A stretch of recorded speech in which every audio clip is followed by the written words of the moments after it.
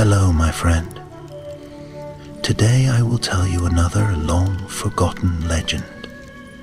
Close your eyes and let the magic transport you to Middle-earth. Our journey begins. In the hush that followed the Fellowship's flight from Moria, tales found their way through the lands like drifting embers on the wind. Tales of the Balrog's flame and of Gandalf's fall.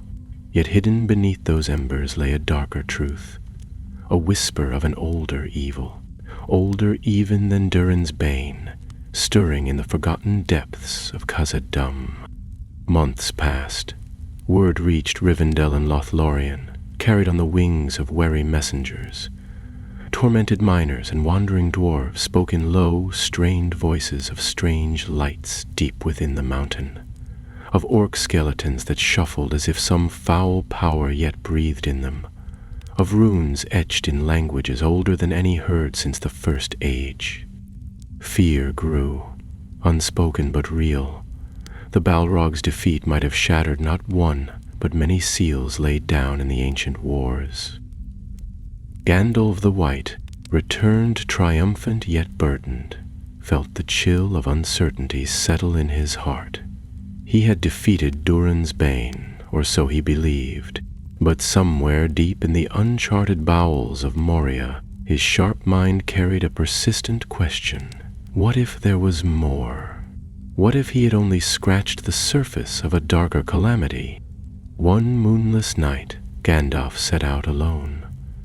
Cloaked and silent, he passed beneath the stone arches where the Fellowship once stood, retracing their perilous steps. Each carved door, each fallen pillar, each cavern echoing with bygone song stood as a memory. But this journey was not for memory's sake. It was a descent into dread. Torches flickered as he ventured deeper, past realms no dwarf had traversed in ages. The air grew stale and cold, heavy with echoes of agony and ancient hatred. He paused at the steps where Balin had fallen, and still he pressed onward. A sudden clatter drew him swift as wind. A lone skull, orc-made, rolling to rest at his foot. From its empty sockets a pale glow shimmered. Gandalf knelt. The bone was fresh, too fresh. It pulsed with a subtle power, faint as a dying ember. He traced the runes carved upon it, not the harsh black speech of orc int, but letters warped and writhing, as if written in smoke. A distant chant drifted through the stone corridors. Hypnotic, timeless, Gandalf recognized no verse. It spun in circle, drawing the listener ever inward. He stilled, hand on staff, ears strained. The sound was not orcish, nor dwarvish, nor elvish.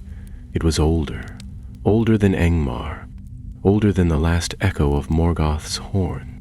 He followed the chant slowly, descending steep stairs worn by fallen ages. The corridors twisted like serpents' coils. The walls seemed to breathe. Every flicker of torchlight cast shadows that slithered beyond the fire's reach. His heart beat with the rhythm of fear and fascination. A great hall, Gandalf halted. Broken pillars lay strewn like bones of some colossal beast. The deep echo of his footsteps stirred dust motes that danced in the glow of his staff. Here he recognized signs. Dwarven banners, torn and rotting, and on the floor footprints in dried ichor. Not orcish, not goblin, not any creature he had known. These were larger. The gut of the mountain whispered of things better left untouched. He listened. The chant rose again, muted but undeniable. It came from below, many levels below, perhaps closer to the black roots of the mountain than even the Balrog's throne. Gandalf braced himself. The conflict he had suspected now stood before him, a blight of ancient craft, reaching back to Morgoth's cruelest days. A magic that thrived on death and ruin, pulling corpses from their graves to serve some unseen will, he pressed on. Each doorway crossed, each corridor traversed, felt like stepping deeper into a tomb. Yet in every echo lay the promise of revelation. The mounting tension pulsed in his chest. Was this one last seal, cracked by the Balrog's fall, or another, deliberately broken by some cunning hand? Finally he came to a vault door carved with a single eye, lidless, unblinking. Beneath it, glyphs of warning in a script even Sauron, or even Sauron himself, would have recognized. He paused, staff in hand. Beyond that door lay the heart of the true horror of Moria. He steadied himself. The conflict was clear now. Gandalf must discover the source of this rising foulness, and if it could be contained again or destroyed utterly, the fate of Middle-earth, perhaps of the Fellowship, still scattered, hung in the balance. One wrong step, one miscalculation, and a power older than the mountains themselves might be unleashed once more. With breath held, Gandalf opened the door and stepped into the black. The great vault door groaned open with a sound that echoed like the deep cry of some long-slumbering beast. Gandalf stepped through, his white robes trailing the dust of ages, his staff casting a steady silver glow that pushed back the darkness only slightly. The chamber beyond was vast, round as a coin, and lined with black stones smooth as glass. It gave no warmth and reflected no light. The air was thick, as though time itself hung motionless within its confines. He moved cautiously, every footfall ringing louder than it should. The floor beneath him was carved with concentric circles, etched with symbols that danced at the edge of memory, twisting elvish into forms not meant for speech, distorted dwarvish runes that no smith would dare inscribe. At the center of the room stood a pedestal of obsidian, and atop it lay a mask, not crafted by dwarves, nor by men, nor by any race known to Middle Geth. The mask shimmered with a dull green sheen, pulsing faintly like the heartbeat of something not entirely dead. Gandalf approached, and the closer he came, the heavier the air grew, as if the room itself resisted him. The chant he had followed no longer came from distant chambers. It echoed within his mind, coiling behind his thoughts. He reached the pedestal and examined the mask more closely. It was forged of metal, but bore no marks of hammer or fire. Its surface was smooth and cold, the eye slits narrow and deep, and within them lingered a darkness that did not belong to shadow, but to memory. Suddenly the mask twitched. It was only the smallest shift, barely more than a flicker, but it was enough. Gandalf stepped back, raising his staff. The room darkened further, the silver light dimming as if the very walls fed upon it. And then, with a terrible silence, the mask rose from the pedestal and hovered in the air. It turned slowly toward Gandalf, and a voice spoke not from the room, not from the mask, but from the bones of the earth itself. "You are not the first," it said, the voice dry and crumbling like leaves crushed underfoot, "but you may be the last." Gandalf stood firm, his staff glowing brighter. "Who are you?" he demanded. "What power dares speak in this place?" There was a moment's stillness. Then the voice replied, "I am the Forgotten, the flame before the flame, the breath Morgoth left behind. I was bound when the world was young, buried in stone and silence, but now the fire has broken the chains." The wizard's heart sank. He had feared something like this. The death of the Balrog, the collapse of the ancient caverns. It had shaken more than walls. It had shattered wards laid in the dark of the First Age. "You are of the Nameless," Gandalf said slowly. "Those who dwelt beyond Angband's gates, before even the dragons had name." The mask did not deny it. "The name matters not. Names are chains. I have none. I am flame and hunger. And you are light. How delightful." With that, the mask burst into emerald fire and hurtled toward him. Gandalf barely had time to raise his staff. A wave of force slammed into him, sending him skidding across the stone floor. The mask screamed, not with sound, but with mind-breaking pressure. Visions assaulted him. Cities drowning in ash, skies torn open with burning stars, elves and men brought to ruin by things that slithered beneath the world. He pushed back, summoning all the power of the Maya within him. "You shall not pass," he whispered, not as a challenge, but as a promise. A blinding light surged from his staff, striking the mask and sending it spinning away in shrieks of rage. The room trembled. Cracks formed in the floor. From those cracks, black smoke coiled upward, shaped like limbs and faces, wraith-like things clawing at the edges of the world. Gandalf knew then this was no simple spirit. It was a fragment, a splinter of ancient malice, kept in check by some deep magic long forgotten. He could not destroy it, not yet, but he could bind it once more. He began to chant. The language was old, older than the tongues of the Eldar, a speech taught only to the wisest of his order.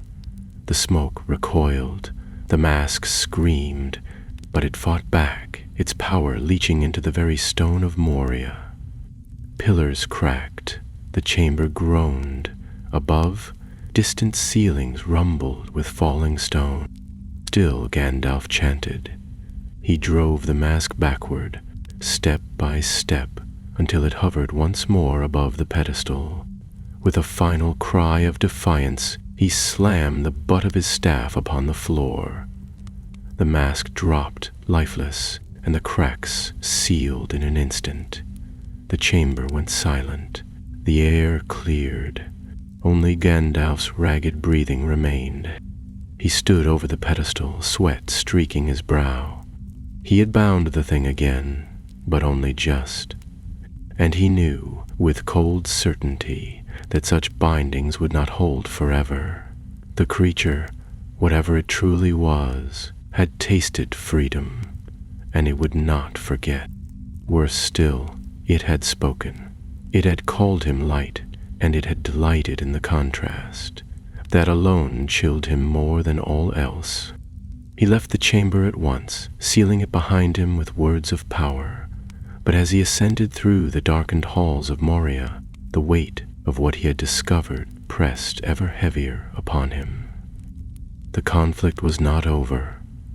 It had only just begun. He must find counsel. Elrond, Galadriel, perhaps even Radagast, wherever he had wandered. What lay beneath Moria was not simply a shadow of the past.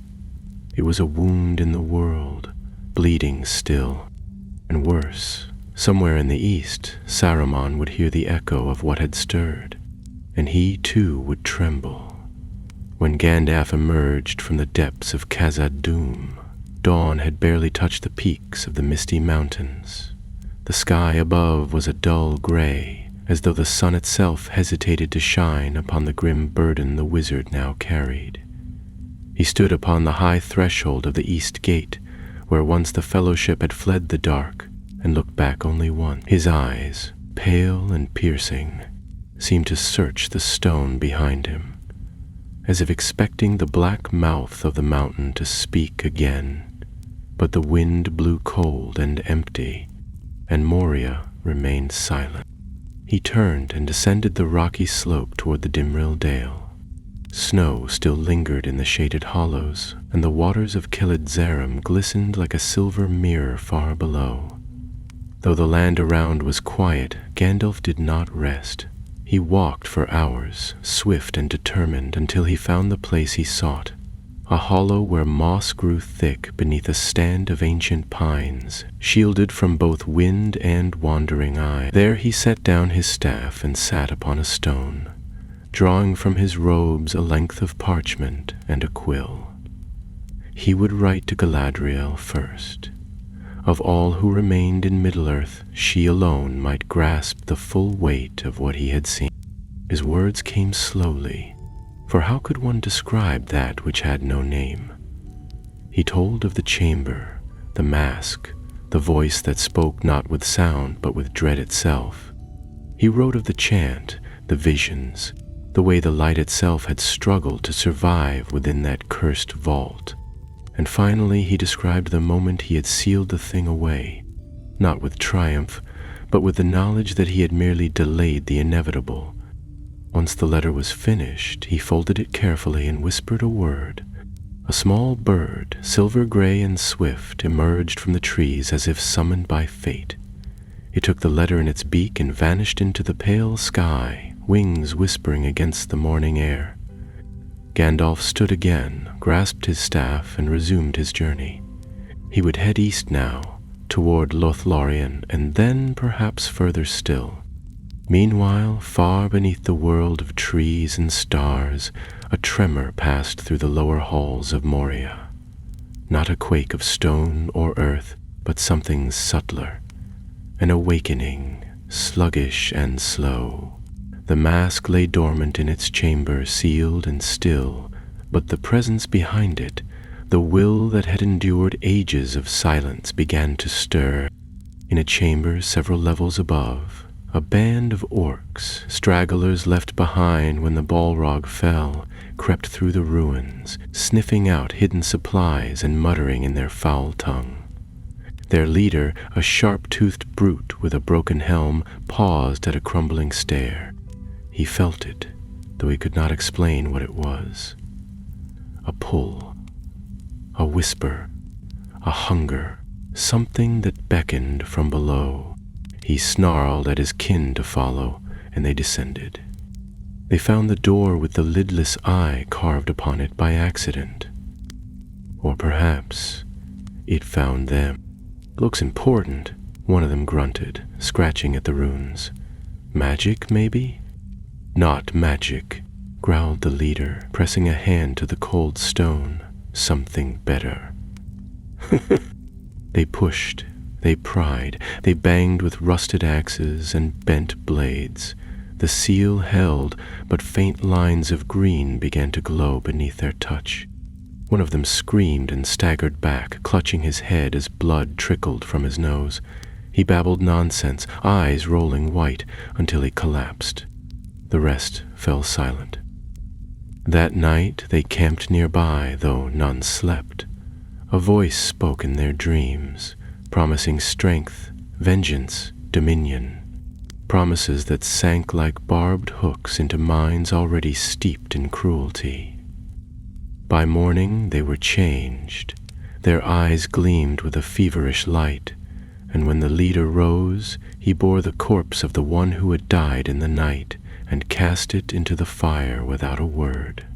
Back in Lothlorien, the Lady Galadriel stood on the edge of her mirror pool when the silver bird alighted upon the branch beside her. She took the letter with a graceful hand and read, her face still and unreadable. When she finished, she folded the parchment and whispered a single word. Nameless. She turned to Celeborn, who watched her in silence. "It is as we feared," she said. "The foundations of the world grow thin, and the dark claws at the cracks. What shall we do?" Celeborn asked, his voice low. Galadriel looked east, toward the mountains that loomed beyond the woods. "We must not face this alone. Send word to Elrond and Rivendell, and find where Radagast hides his wisdom. If Gandalf is right, then even the ring was not the last shadow to threaten this age." While messengers sped through forest paths and over river crossings, Gandalf reached the borders of Lothlorien. The sentinels let him pass without question, for the trees themselves seemed to recognize him. He was led to the high flets where Galadriel waited. The moment their eyes met, the weight he carried shifted, as though her presence lent his burden new clarity. "I bound it," he said, wasting no time. "But I did not destroy it. I don't believe I can. Not without help." Galadriel nodded. "I felt it. A shadow brushing against the edges of thought. You named it true. Nameless." He frowned. "Have you ever heard of a relic, something that might act as a vessel for such a spirit? A mask, perhaps, forged before the fall of Morgoth?" Galadriel's gaze turned distant. "There were such things," she murmured, "created in Angband during the long dark. Instruments of fear, made not for battle, but for dominion. Most were destroyed, but a few were sealed." Her words trailed off. A terrible realization passed between them, silent but understood. "If one has been unsealed," Gandalf said, "then others might follow. And if this one calls to the rest," Galadriel added, "then Moria is no longer the only place in danger." In the east, in the dark tower of Orthanc, Saruman paced his chamber, his white robes twisting like smoke. He too had felt the disturbance, like the tolling of a distant bell. He did not yet know its name, but he knew its taste. Power, ancient, untamed. He smiled thinly and turned to the Palantir. The game, it seemed, was not yet over. Not for Gandalf. Not for any of them. The golden light of Lothlorien streamed gently through the Malorn leaves as Gandalf sat with Galadriel beneath the canopy of her hidden realm. Though the air was calm and the song of birds still filled the treetops, there was unease in the heart of the forest. The trees listened more intently now. The winds whispered slower, and even the silver waters that flowed through the forest glades seemed to hesitate. News of the darkness Gandalf had encountered had not yet reached the borders of the Golden Wood, but the Lady of Light felt it creeping ever closer with each passing hour. "Something ancient has been stirred," Galadriel said, her gaze resting on the distant horizon. "Something that was not meant to wake. The song of the world does not lie, it quivers. I hear the discord rising." Gandalf nodded, resting his staff against the smooth trunk of the Malorn tree. "It is no longer only a fear. It has already begun to move, to reach into the hearts of the weak and the cruel. The orcs I found near the vault were not the same as others I've encountered. Their minds had been touched, not by Sauron, but by something colder, older."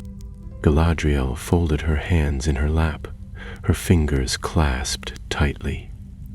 "And what of the mask?" "It remains bound," Gandalf said, though there was little pride in his voice. "But for how long I cannot say.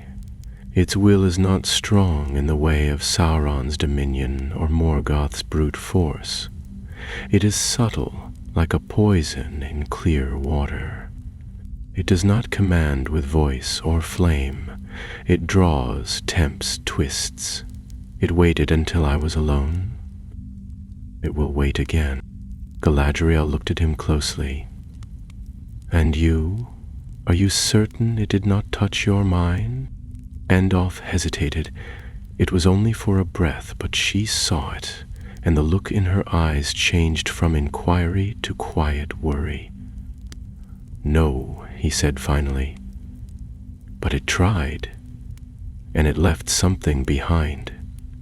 A shadow in my dreams, a voice I sometimes hear behind the wind." Galadriel stood then and moved to the mirror.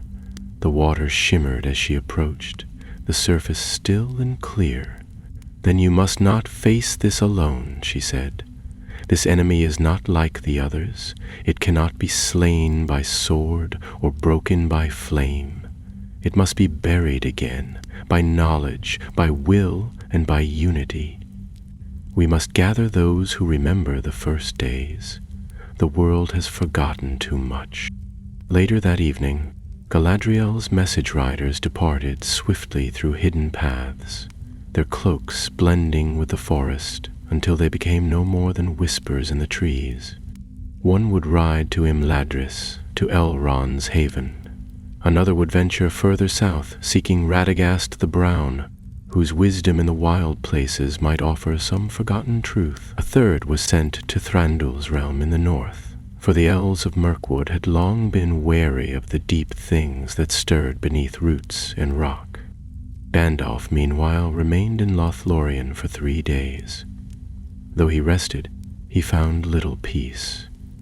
At night his dreams were filled with murmurs, fragments of ancient speech that meant nothing and yet filled him with dread. Once he dreamed of the mask again. It lay not upon a pedestal, but floated above a field of skulls, its eye slits burning with emerald flame. Around it other masks rose from the ground like seeds sprouting from soil, each one different in shape and color, but all humming with that same silent hunger. On the 4th morning, he awoke with a gasp, the dream fading from his memory even as his heart pounded like a war drum. He knew then he could not wait. The masks, if there were more, would not remain hidden forever. "I must return to Moria," he told Galadriel at dawn. "The vault is not enough. I need to go deeper. I need to find the place where this thing was buried first. There may be clues left behind, writings, wards, something that tells us how it was imprisoned to begin with." Galadriel did not try to dissuade him. "Then go swiftly, and go carefully. If the roots of this evil lie deeper than the foundations of the world, you may find more than answers. You may find madness." "I already have," Gandalf said grimly, "but perhaps I can carry it a while longer." He left Lothlorien before the sun had risen fully, traveling north beneath the eaves of the forest before turning west again to approach the mountain from a lesser-known pass. The east gate of Moria was no longer safe. Orcs had returned in numbers, and worse things might now prowl the ruins. Gandalf instead made his way toward an older entrance, a hidden miner's tunnel that dwarves had used in the Elder Days to access the lower forest. Long sealed and buried under stone, it had escaped notice during the wars of the Third Age. It took 2 days to reach it, and much of the path was perilous. Landslides had altered the terrain and creatures from the wilds. Werrows, carrion crows, and darker shapes that moved only in moonlight shadowed his steps, but he pressed on, unwavering, until at last he found the blackened stones of the old shaft, half swallowed by a fallen slope. He cleared the entrance with fire and force, the heat from his staff melting away roots that had grown like grasping fingers across the stone. Then, with one last glance at the sky, he stepped inside. The air within was stale and dry, untouched by breeze or breath for centuries. The walls bore faint carvings, hammer marks, miners' notches, and the faded symbols of Durin's folk. He lit his staff again and descended, each step taking him lower than the last. It was not long before he found the first sign of disturbance. Bones. They were not orcish, nor dwarven. Something else had died here, something larger. Its skull cracked as though from within. The walls nearby were scorched and split, as if lightning had struck underground. Strange markings had been scratched into the stone, not with tools, but with claws. And further down, etched into the rock by hands far more ancient, he found a sigil he had seen only once before, in a scroll in the libraries of Valinor, forbidden to be read aloud, a mark tied to a tail even the Valar dared not speak. Then he heard it. Not footsteps, not whispering, but breathing. Slow, deep, ancient. Something was awake. And it was no longer waiting. Mandalf stood motionless in the shadowed tunnel, his staff raised high, the light at its tip casting long, trembling shapes along the carved stone. The breathing he had heard, low and rhythmic like wind passing through a great hollowed cavern, was fading now, slipping deeper into the stone as though retreating into a lair that had no true form or shape. For a long moment he remained perfectly still, listening, searching for the source of the sound, but the tunnel was silent again, and only the steady flicker of his light moved in the deep dark around him. He pressed on, warier now, his steps slower and quieter. The tunnel narrowed before widening suddenly into a chamber that bore no marks of dwarven craft.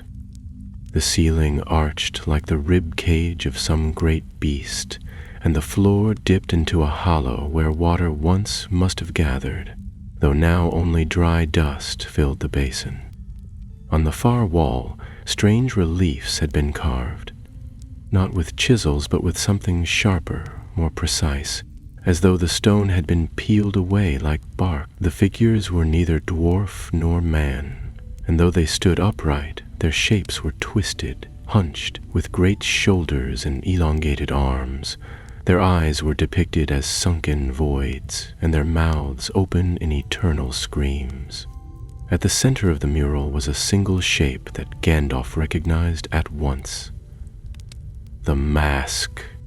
It was not the exact same as the one in the vault, but it bore the same smooth surface, the same narrow slits where eyes might be, and the same hollow darkness that seemed to press against the heart of anyone who looked at it too long. Around it the other figures knelt, as if in worship or in fear, and beneath it all, in a language older than the tongues of elves or men, a single word was carved, deep and deliberate. Urundam. Gandalf stepped closer, studying the inscription with growing unease. He had heard the word once, long ago, spoken in whispers among the oldest tomes of the West. It did not belong to any known race, but was said to come from the forgotten days of the First Age, from creatures who had once served Morgoth but were too wild, too dangerous even for him to command. Beings of shadow and memory, not bound by flesh or form, sealed beneath mountains and oceans when the world was still young. Ulundun, the hollow flame. As he pondered the meaning, a gust of cold air rushed through the tunnel behind him, extinguishing the light of his staff in an instant.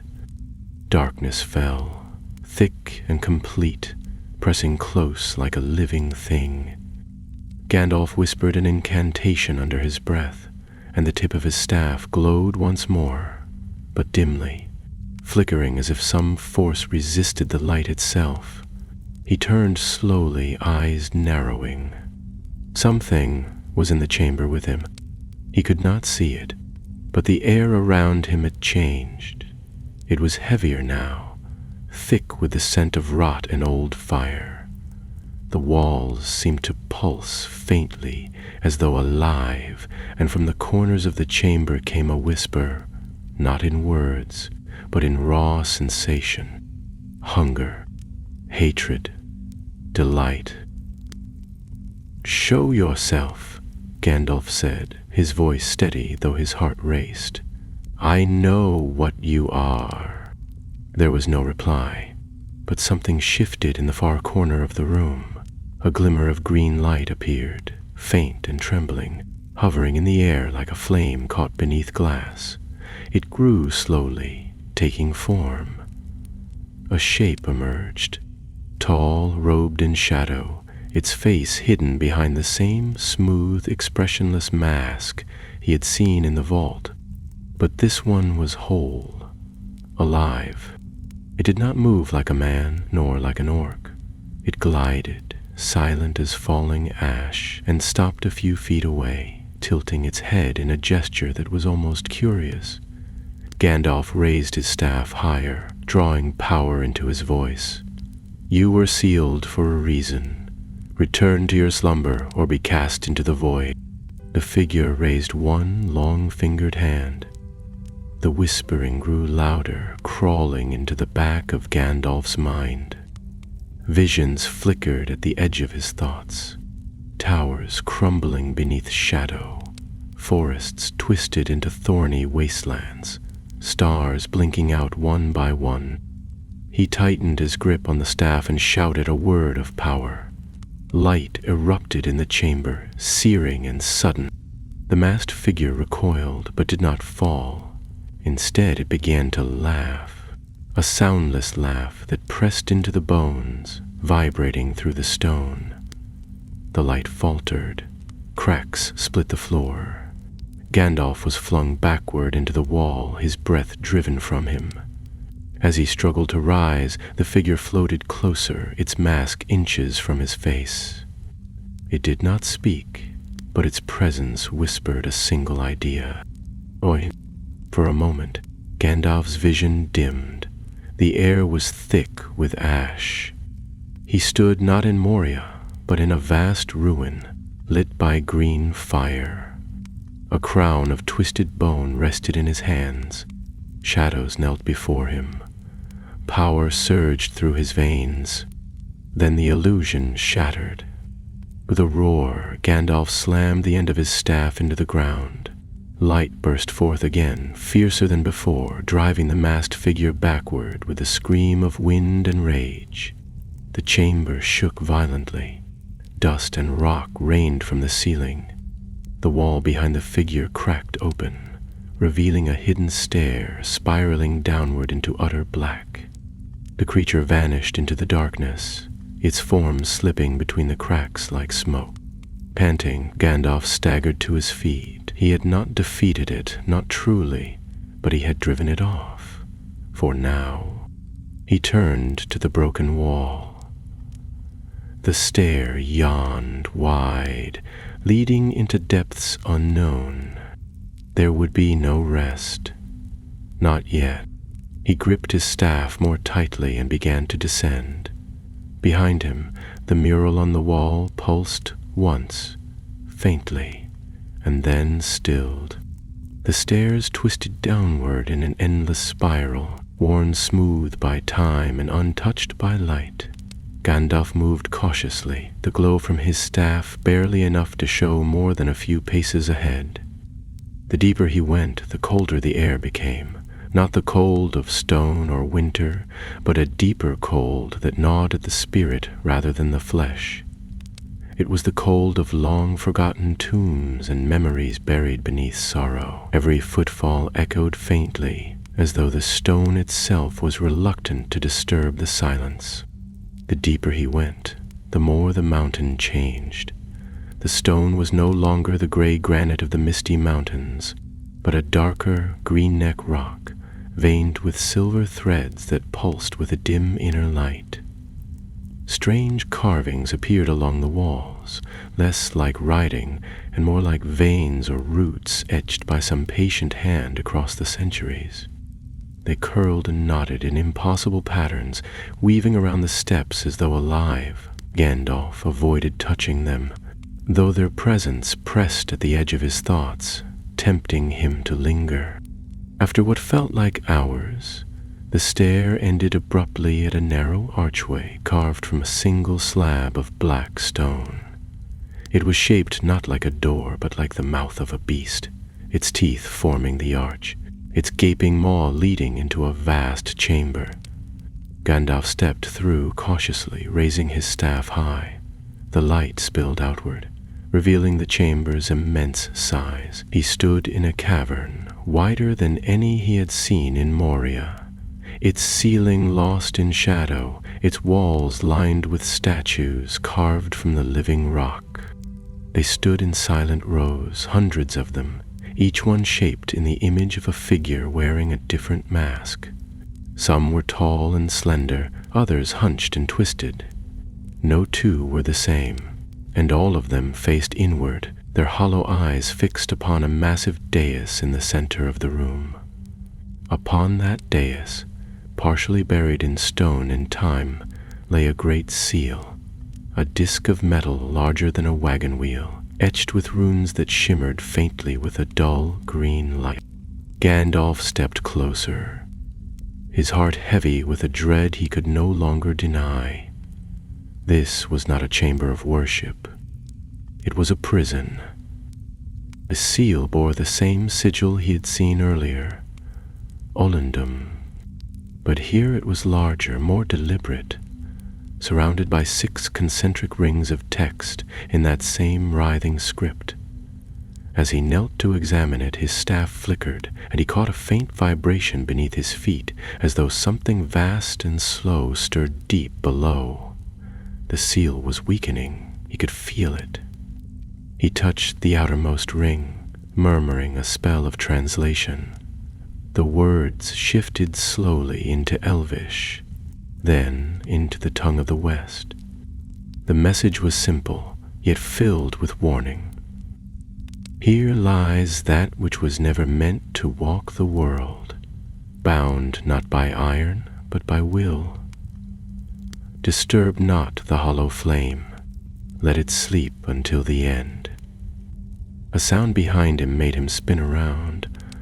One of the statues had moved, or had it always been closer than before?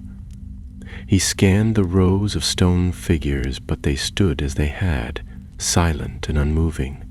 Still, the air felt heavier now, and a low hum had begun to rise from the seal, almost like a heartbeat. He turned back to the dais, muttering a second incantation, one meant to trace the strength of wards and bindings. A soft web of light emerged, forming a delicate net that hovered above the seal.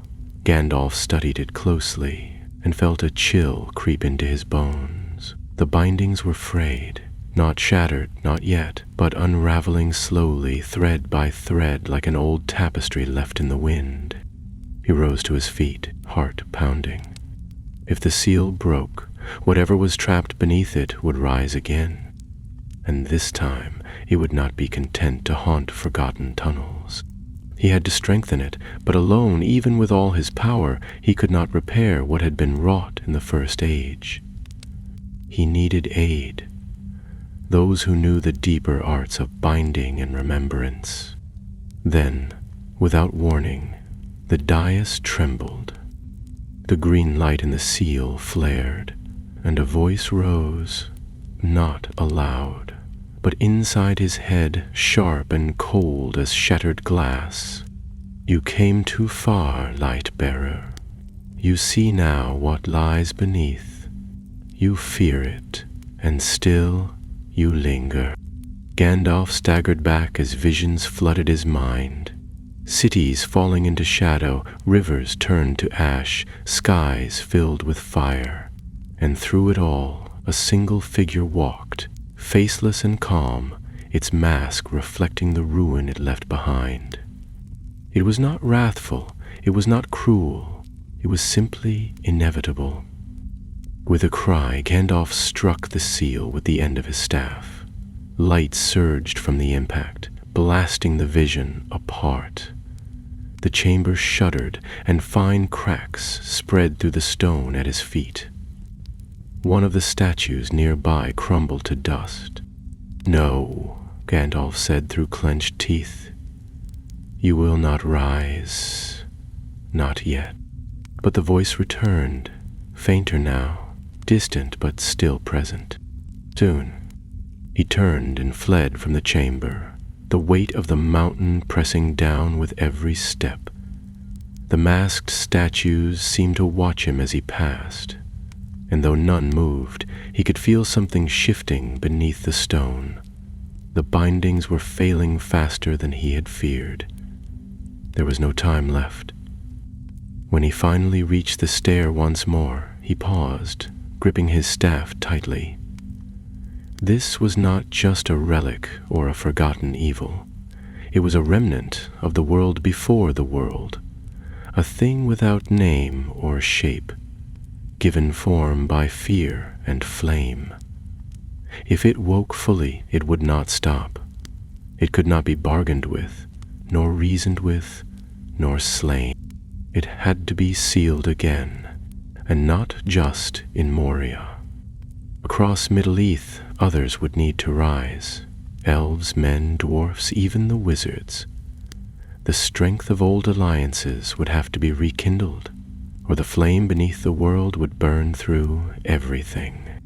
Gandalf took a final look at the sealed chamber below, then turned and began the long ascent back to the surface. His task had changed. This was no longer a quest of discovery. It was a warning. The war they thought had ended was not over. A darker chapter was beginning. By the time Gandalf emerged once more into the bitter cold of the upper tunnels, the mountain had grown eerily quiet. Gone was the restless scuttling of distant orcs or the drip of unseen water. Even the air had fallen still, thick and unmoving, as though the rocks themselves were holding their breath. Every corridor, every broken chamber, every shadowed stair seemed charged with tension, and Gandalf moved swiftly, feeling the pull of the surface like a rope tugging him upward. His mind raced with what he had seen: Ulang, Doom, the mask, the broken seal, and the monstrous intelligence that had whispered within his thoughts. The name alone, hollow and sharp as bone, rang in his head like a bell that would not stop sounding. He passed once more through the abandoned forges and echoing halls, his staff glowing softly at his side. Stone arches loomed overhead like ribs, and crumbling statues of dwarven kings watched silently as he passed. It struck him then how little the dwarves had known of what lay beneath their home. They had delved too greedily and too deep, it was said, and awakened Durin's bane. But even the Balrog, for all its terror and fire, had not been the deepest wound in this place. There had been something older waiting far beneath, sealed away before Khazad-dûm was ever carved from the rock, before the stars of the First Age had faded. At last, after long hours of climbing and winding through the forgotten passages, Gandalf found the narrow shaft he had entered by. Cold wind brushed his face, and he welcomed it with a quiet breath of relief. Climbing out into the bleak sunlight of the mountainside, he turned back once, casting his gaze toward the broken tunnel behind him. Even in daylight it looked darker than it should, as though the shadows inside had grown teeth. He wrapped his cloak tighter and began the descent toward the woods below. There was no time to rest. He would need to reach Elrond in Rivendell as quickly as possible. The seal was failing, and the enemy beneath the mountain was no longer content to wait. If it broke free before the world was ready, there would be no stopping it. Gandalf crossed the mountain slope swiftly, his path guided by memory and instinct. He passed beneath craggy peaks and over hidden ridges, avoiding the wider passes where orcs still lingered in secret. The journey took 2 days, and each night he kept a fire burning and muttered protective spells in the ancient tongue, for though no beasts attacked, the dreams that haunted his sleep were worse than any wolf's bite. He saw the mask again and again, rising from the earth like a second moon, its green light sweeping across the land.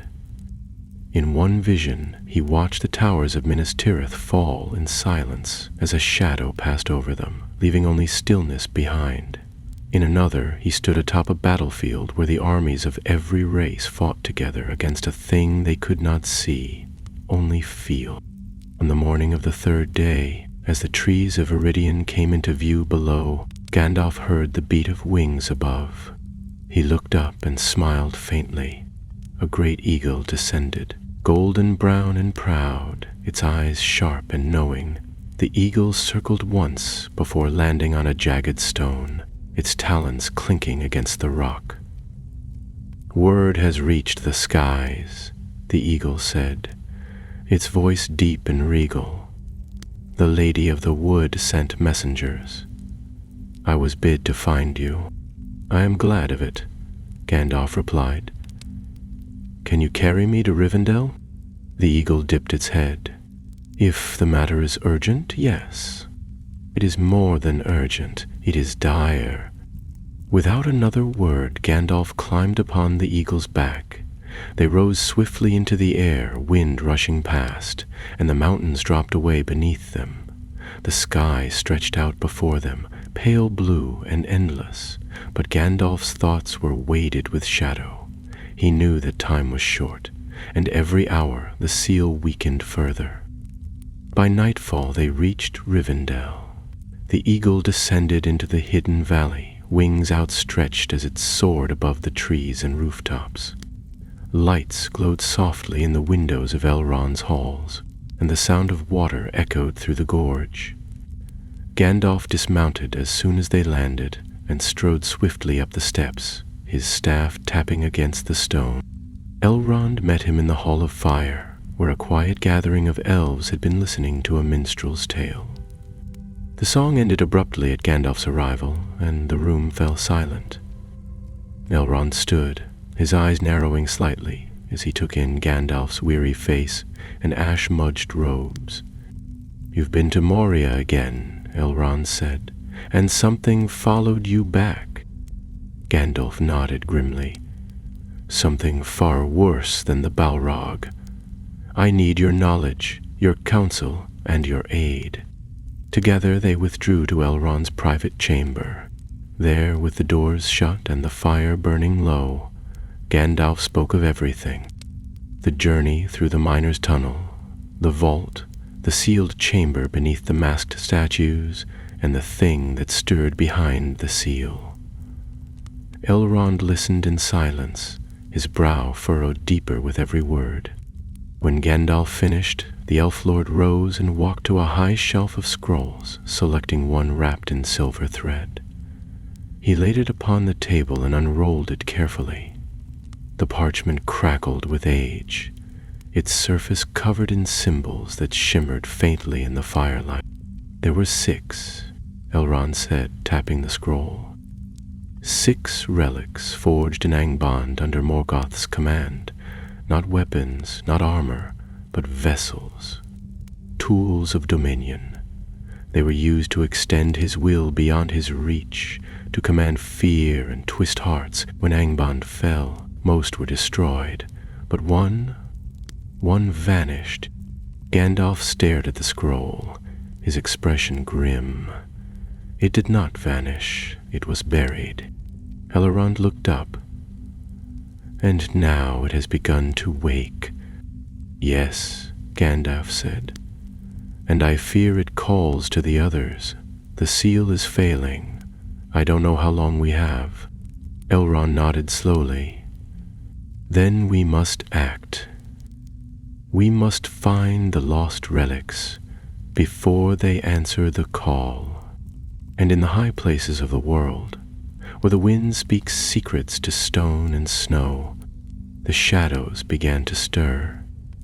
The council convened in Rivendell the very next morning, summoned by swift birds and faster riders.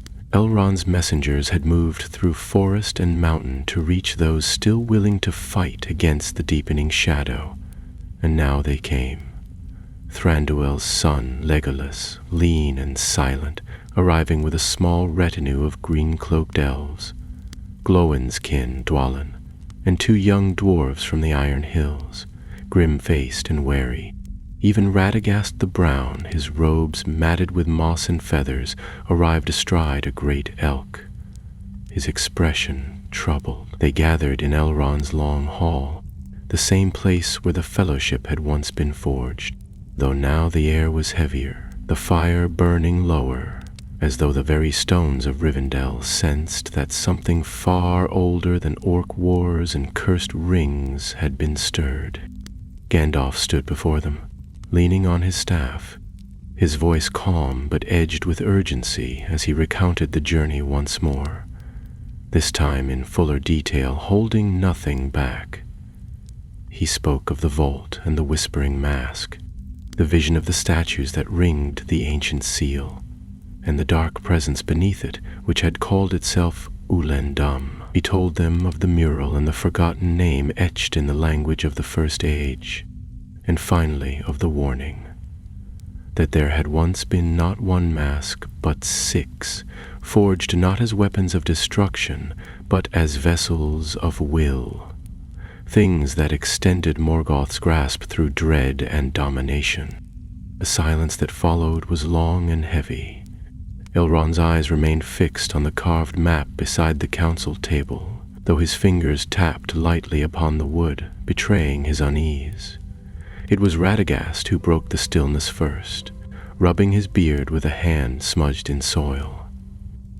"In the south, the animals have grown restless," he said, his voice quiet.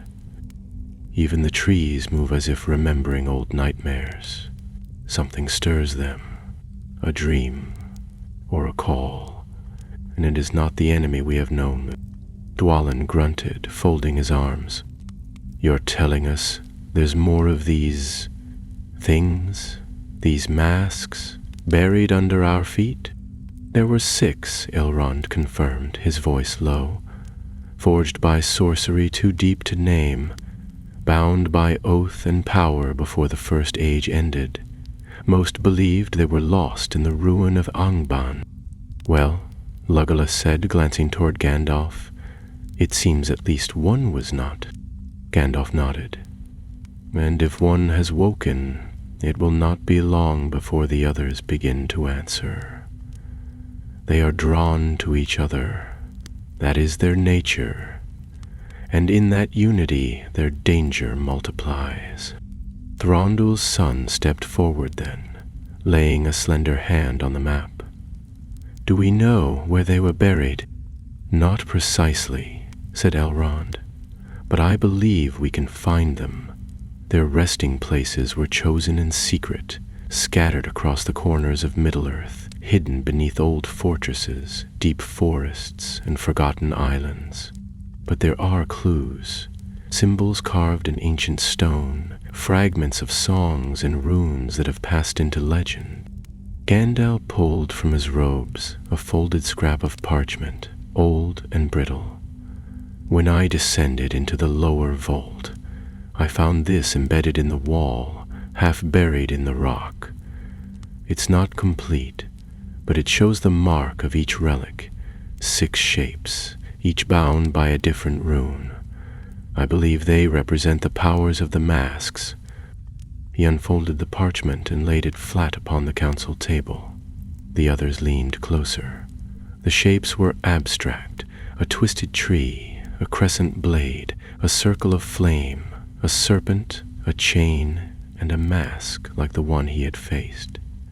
Each bore a rune beneath it, glowing faintly even now. Though faded, the runes pulsed when touched, reacting to the presence of those who stood around the table, as though recognizing that the world had changed since they were last disturbed. "If we can trace the marks," Elrond said, "we may find their resting places, but it will not be easy. They were meant to be lost. Only the wisest of the Eldar and the greatest of the dwarves knew where they were sealed. And most of them are long dead," muttered Dwalin.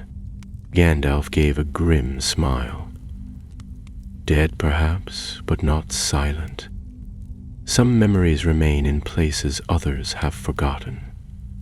Old ruins, hidden tombs, the libraries of Fornost and the caves of the Blue Mountains.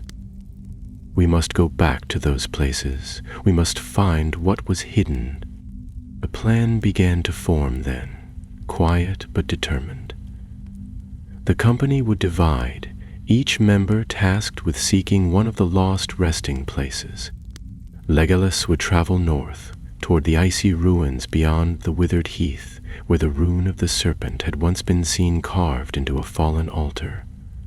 Dwalin and his kin would delve into the deep halls of Gundabad, where whispers of the chained mask were rumored among the oldest dwarven records. Radagast would head to the south, into the borders of Fangorn and beyond, following the trail of a rune once etched into the roots of an ancient tree that had burned for 100 years. Gandalf himself would turn east to the Sea of Rune. He remembered a line from a song sung in Valinor. where flame once walked upon the waves, the sunless isle still mourns. There, perhaps, he would find the mask of fire. Elrond would remain in Rivendell, working with the lore masters to trace the final two symbols, gathering what strength he could from the scattered allies who still remembered the old wars. As the meeting ended, the council stood together on the balcony above the rushing Bruinen. The wind had turned cold again, and high above, the moon rode full and pale behind drifting clouds. For a moment, none spoke. They were no fellowship of 9, no grand army, just a gathering of old friends and weary guardians, standing on the threshold of another shadow they barely understood. "We were given peace," Elrond said at last, "but it was never ours to keep, only to guard." Gandalf looked up at the stars, and though the sky was clear, he thought he saw a flicker of green among them, just for an instant, like the blink of a watchful eye. "And now," he said, "we must guard it once more." 2 days later, Gandalf departed Rivendell at dawn, cloaked in grey once more, though beneath the folds his staff gleamed with quiet strength. He rode upon Shadowmane, a silver-coated steed swift as wind and light of foot, gifted by the Rohirrim after the fall of Isengard. The path eastward lay long and uncertain, for little was known of the lands beyond the Sea of Rune. Ancient maps marked the terrain in vague outlines, with names remembered only in fading songs and forgotten tombs.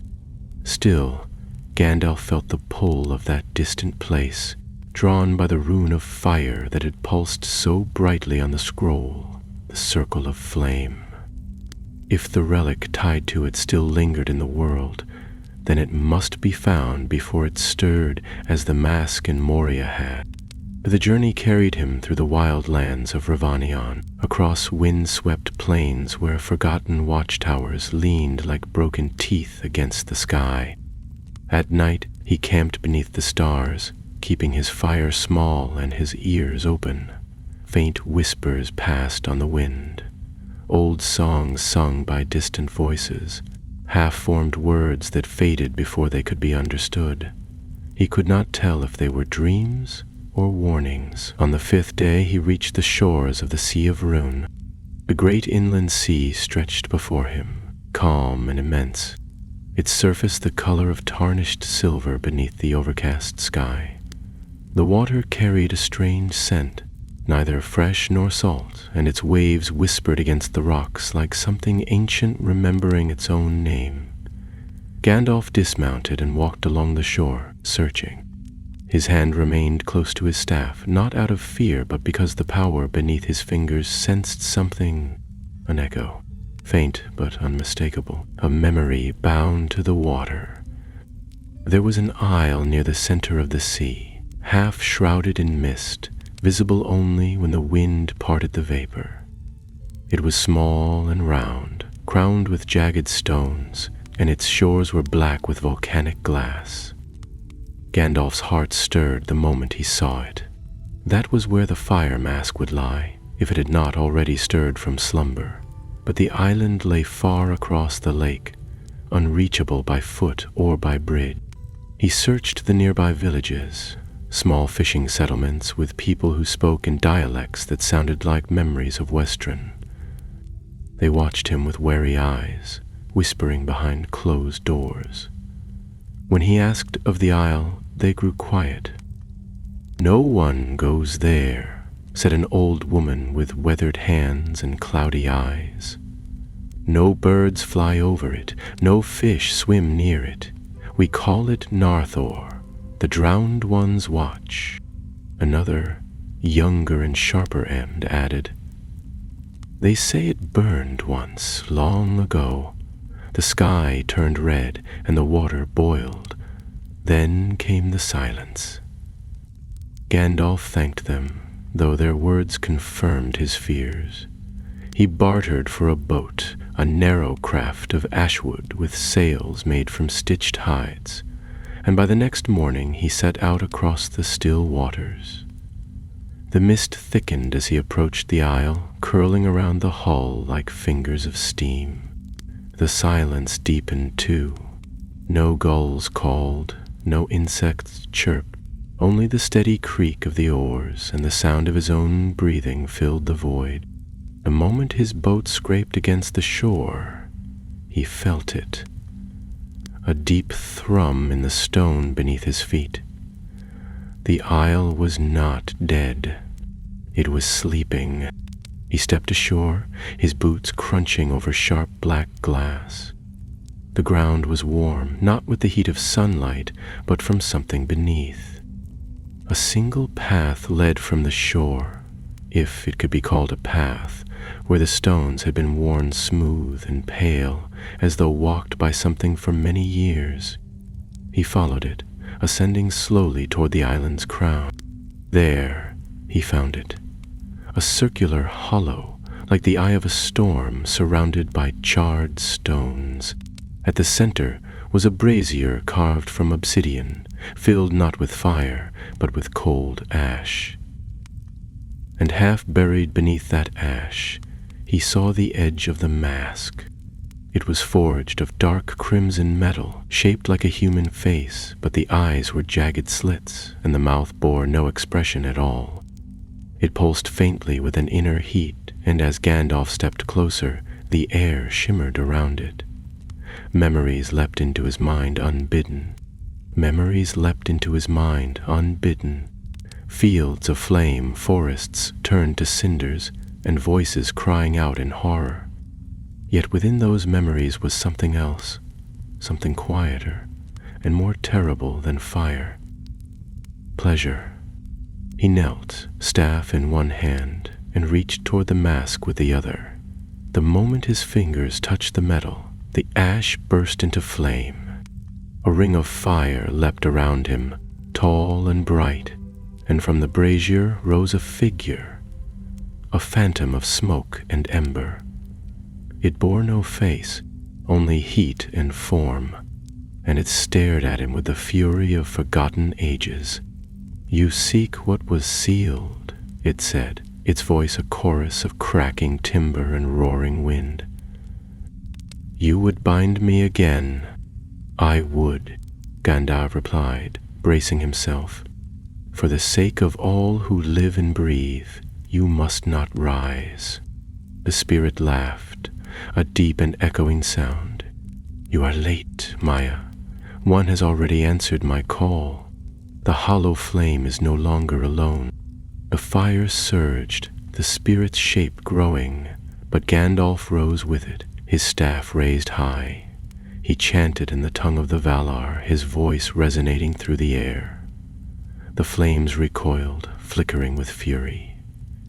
The spirit screamed and tried to break free, but the words bound it, thread by thread, until at last the fire dimmed and the mask fell silent once more. The brazier cracked. The wind fell still, and the island exhaled like a beast returning to slumber. Gandalf stood among the ashes, sweat on his brow, heart heavy. He had won a battle, but the war had shifted. Somewhere, another mask had awakened, and this time it had not waited to be found. By the time Gandalf returned to the mainland, night had fallen over the Sea of Rune. The stars, veiled behind shifting clouds, cast a pale shimmer over the water, and the small fishing village on the shore stood silent, as if it too had sensed the disturbance upon the island. He did not speak to the villagers when he arrived. There was no need.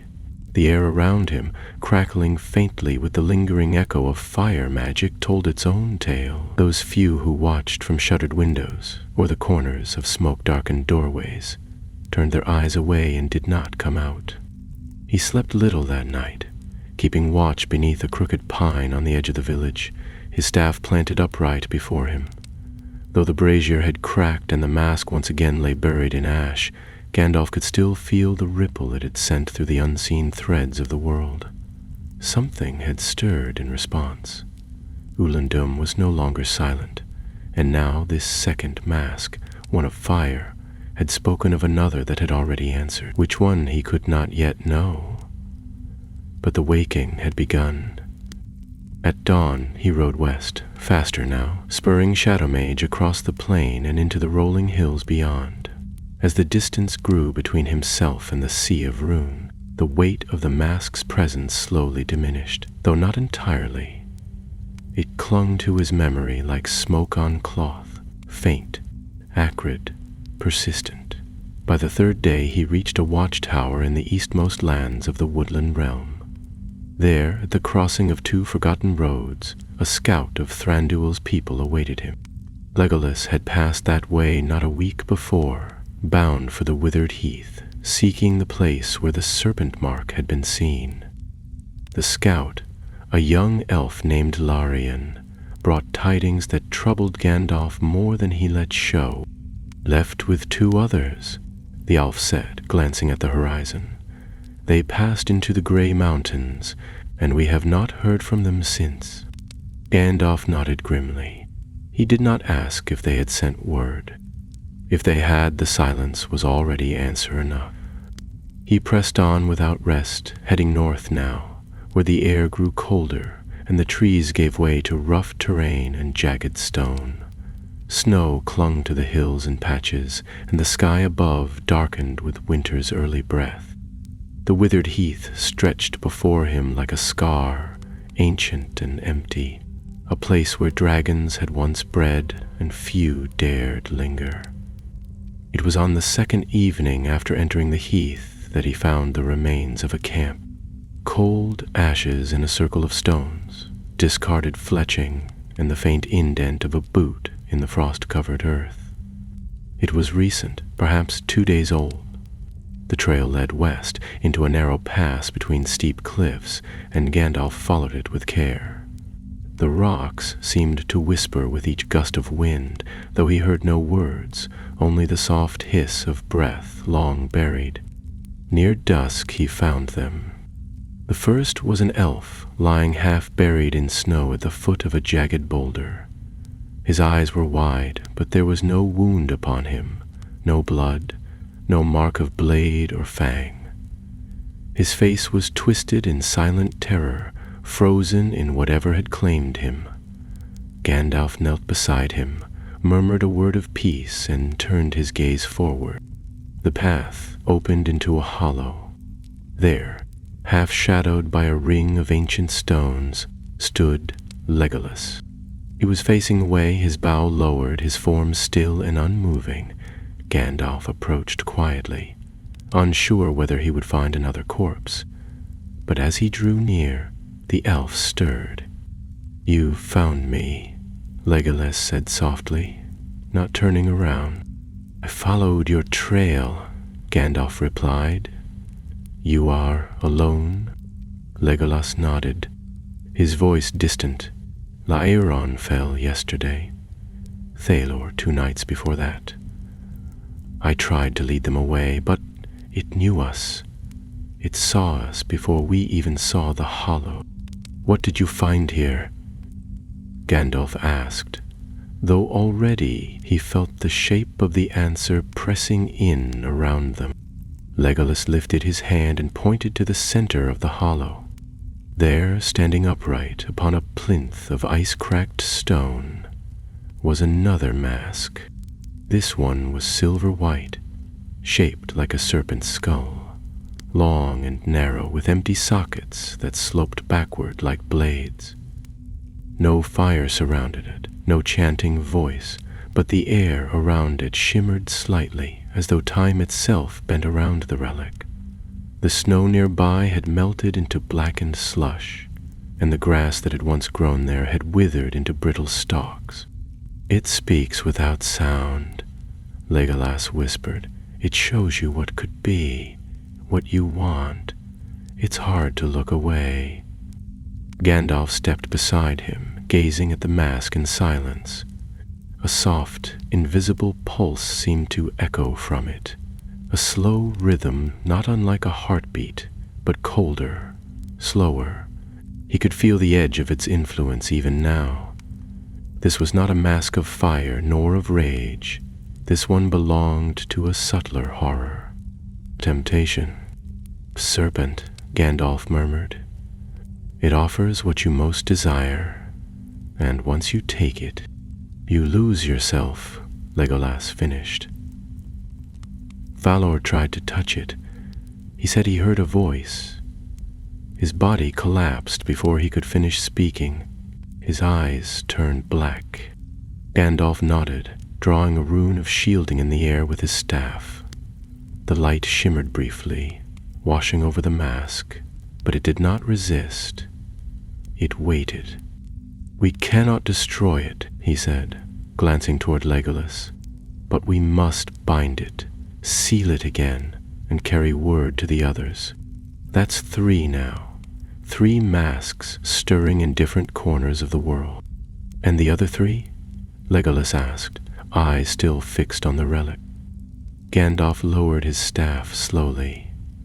"I do not know, but they will not stay hidden forever." Together they built a circle of wards around the plinth, crafted from ashwood, stone, and spell. The magic was not meant to hold forever, but it would be enough to contain the mask until others could come. Elrond would need to know. The council would have to act quickly now. As they left the hollow behind, climbing into the darkening hills, Gandalf felt again that strange, prickling sense that the world was turning too quickly, as though some unseen hand had tilted the board. The masks were rising. The hollow flame was no longer alone, and somewhere, in a place neither light nor dark could reach, a 4th presence was already stirring. Watching, waiting, winter deepened over the lands of Middle-Girth. Snow crowned the high passes of the misty mountains and settled thick upon the branches of Lothlorien's golden malorn trees. In the south, even the edges of the forest of Fangorn stood quiet and strange, as if the roots themselves had stopped listening. Word had spread among the free peoples, not in the form of proclamations or banners, but in low murmurs, in warnings passed from one wayfarer to another, in half-heard songs sung by wandering bards who themselves did not fully understand the tale they carried. Something was stirring, an old evil rising not from Barad-dûr or Isengard, but from deeper places, older places beneath the roots of the world where names were never meant to linger. Radagast the Brown had not returned to the council. He had journeyed into the southern wilds in search of the 4th relic, marked by the rune of the twisted tree, and no word had come from him since. Elrond grew anxious. The elven scribes in Rivendell labored over every ancient record they could find, scouring fragmentary scrolls and decaying parchments for any mention of the masks. Gandalf had returned with Legolas, bringing word of the serpent mac hidden in the frozen hollow, and both had sworn to travel south together to seek out the next before it too could awaken. But even as they prepared, another mask had already been found. In the ruins of Dol Guldur, that once foul fortress that had housed Sauron's spirit during his years of concealment, a shadow lingered. Though Galadriel had cast out the necromancer with her power, the stone itself remained poisoned. Few dared approach its crumbled towers, and even the creatures of the forest gave it a wide berth. It was there that a band of treasure hunters, outlaws from the east, armed with greed and little wisdom, descended into the dungeons beneath the keep in search of relics to sell to black markets along the river running. They did not find gold. What they uncovered was a vault sealed with iron and chained with runes none of them could read. A mask hung upon the far wall, bolted in place with ancient nails forged from meteoric iron. It was unlike the others, not shaped like a face, but a circle of interlocking rings, all spinning slowly upon themselves, their motion unnatural, silent, hypnotic. When the first man approached, he laughed, thinking it some broken device. When he touched it, the rings stopped turning. Then the screaming began. By the time Gandalf and Legolas reached the borders of the forest, the damage had already been done. The village of Amon Hearth, once a quiet woodman's settlement along the forest's edge, lay abandoned. The gates stood open, doors hung ajar, snow drifted into homes left empty. No blood, no signs of battle, only silence. Gandalf dismounted carefully, Shadowmane's breath steaming in the cold air, and walked through the hollow town with staff in hand. Legolas moved beside him, his bow ready. "It's like they simply vanished," the elf murmured, scanning the rooftops. "No signs of struggle." "Not vanished," Gandalf said grimly. "Drawn." They found the trail easily enough. Dozens of footprints, muddied and frostbitten, heading east into the forest. No attempt had been made to conceal them. The people of Amon Hearth had walked away from their homes in the middle of winter, without packs, without food, as if in a trance. It was a trail of willing feet. As they followed, the trees grew darker and denser, their branches twisting into unnatural angles. Legolas kept a watchful eye on the shadows between trunks, but no creatures stirred. No birds called. Even the wind seemed reluctant to pass through this part of the forest. By midday they found the first of the villagers. He sat against a tree, eyes open but unseeing, his mouth slightly parted. His skin was grayed, not from decay, but from the absence of warmth or will. When Gandalf touched him, the man did not move. A thin thread of silver ran from the corner of his mouth to his chest, like a line of cobwebs made from moonlight. The wizard withdrew his hand and stood, his face unreadable. "They're being fed," he said quietly. "The mask draws their minds away, leaves their bodies behind."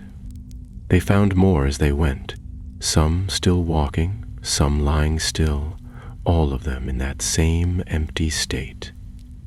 By the time the forest gave way to a clearing where the stones of Dol Guldur rose once more in jagged ruin, more than 30 villagers had gathered, kneeling in perfect silence before the broken keep.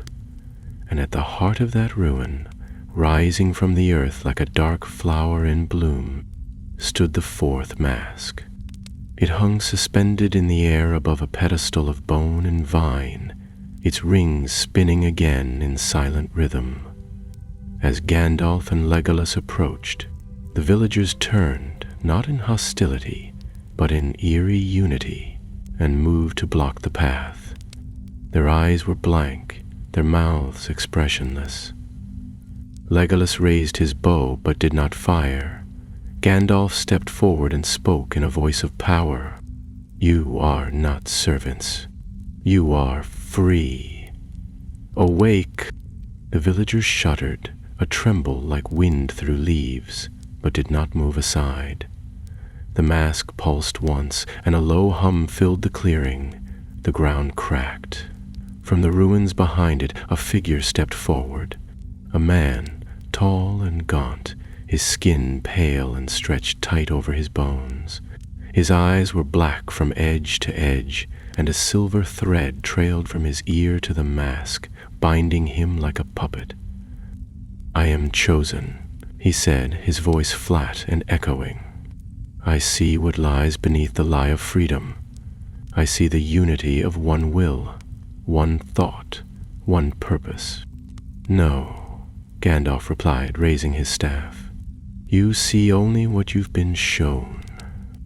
With a cry, the figure lunged, the villagers moving in unison behind him. But Gandalf struck the earth with his staff, and a wall of light surged outward, pushing the villagers back without harm. Legolas loosed a single arrow, striking the thread that bound the puppet to the mask. The silver line snapped, and the man collapsed, unconscious. The mask faltered, the rings slowing. Gandalf raised both hands and began the incantation, weaving the words with care. Light wrapped around the relic, forcing it downward, into the pedestal. The vines curled, blackened and withered as the mask was sealed once more. When silence returned, the villagers awoke slowly, dazed and confused. They remembered little, only that they had been dreaming. As the sun began to set, casting long shadows across the stones of Dol Guldur, Gandalf looked to the horizon. 4 had been found. 2 remained. And somewhere in the west, beneath hills no longer marked on any map, the 5th mask had begun to whisper. The world seemed to hold its breath. News of the 4 awakened masks traveled like wildfire, carried on the winds, stirring whispers in the halls of kings, in the forests of elves, and the deep tunnels of the dwarves. Yet none knew the full scope of the threat, only that darkness once thought buried stirred anew. The free peoples, scattered and wary, prepared as best they could, but the true battle was still to come. Gandalf's thoughts turned to the 5th mask, the one lost beneath forgotten hills far to the west, beyond the reach of the great rivers and the well-trodden roads. A place of ancient stone circles and silent barrows, where the earth seemed to murmur with secrets that even time dared not reveal. The last known clue was buried in a fragment of a poem sung by wandering minstrels, an allusion to a chain unbroken and the silent eye that never sleeps. It was a riddle older than any living memory. With Elrond's counsel, Gandalf assembled a small company. Among them was Gimli, son of Glóin, whose heart remained bound to the mountain halls and their ancient histories. Arwen, whose wisdom and grace were rivaled only by her courage, and a young ranger named Auric, skilled in tracking and lore, whose family had long guarded the western wilds. Together they journeyed to the shadowed hills of Evendim, where whispers of stone circles and hidden crypts drew them like moths to flame. The land was strange and silent, even as autumn's fire colored the trees. The hills rose gently, crowned by weathered stones carved with faded runes. Gandalf's heart quickened when he found the largest circle, a ring of monolithic stones taller than any man, encircling a pit sunk deep into the earth. The air here was thick, laden with the scent of earth and forgotten sorrow.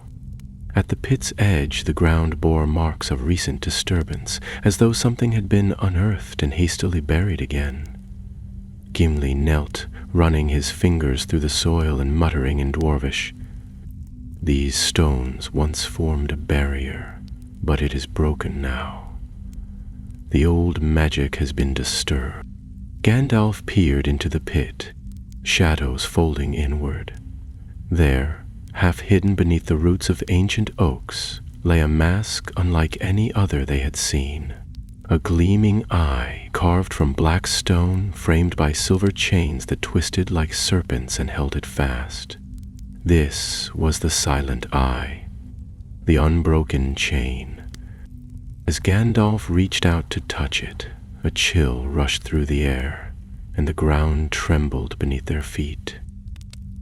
The mask pulsed with a cold light, and a voice echoed in their minds, ancient and unyielding, bound not by flame nor by flesh, but by chains that bind the will. Break the chain and awaken the silent watcher. The company moved quickly, forming a circle around the pit, weaving words of binding and warding, drawing strength from each other. Arwen's voice rose in song, clear and pure, mingling with Gimli's chants of stone and earth, while Auric traced runes in the dirt with careful hands. Gandalf stood at the center, channeling the might of the mire through his staff, weaving light into the shadows. The struggle was long and fierce. The mask throbbed like a heartbeat, resisting their efforts, reaching out with tendrils of darkness that slithered over the stones and into the very air.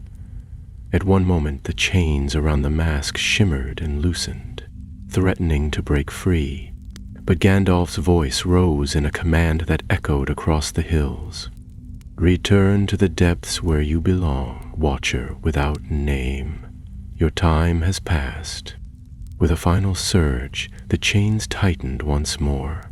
The mask's light dimmed, and the pit sealed itself with ancient stone that rose from the earth like a breath released. The silence that followed was profound, as though the land itself sighed in relief. Yet Gandalf knew the danger was far from over. 5 masks had been found and bound, but the 6th, the last and darkest, still awaited. Its resting place lay beneath the shadowed depths of the sea, beneath waves that concealed secrets older than the world's beginning. And unlike the others, it had never been meant to be disturbed. As the company turned from the stone circle, the sky above darkened suddenly, and a chill wind swept across the hills. A shadow passed beneath the clouds, a great winged shape silhouetted against the fading light. Gandalf looked up, a note of dread tightening in his chest. Even the white wizard, bearer of light and hope, trembled in that moment. For the true horror of Moria was not only what lay beneath the mountain, but what still waited in the depths beyond, watching, waiting to rise again.